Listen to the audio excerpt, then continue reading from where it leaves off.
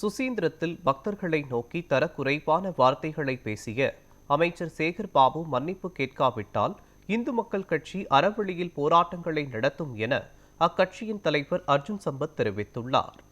காஞ்சிபுரத்தில் செய்தியாளர்களை சந்தித்த அவர் இவ்வாறு கூறினார். சேகர் பாபு ஐயா பிற மத விழாக்கள்ல போய் கலந்துக்கிறாரு. இந்து சமய அறநிலையத்துறை அமைச்சர் கிறிஸ்துவ விழால கலந்துக்கிட்டு அல்லேலூயாங்கிறாரு. அங்க ரொம்ப மரியாதையா அங்க இருக்கிற கிறிஸ்துவர்கிட்ட நல்லா பேசுறாரு. இஸ்லாமிய மத விழாக்கள்ல கலந்து கொண்டு நல்லா பேசுறாரு. அது என்ன கோயிலுக்கு வந்தா மட்டும் பக்தர்கள் மேல எரிஞ்சு விழுறீங்க? இன்னைக்கு நீங்க பேசின வார்த்தை சரியான வார்த்தை தானா?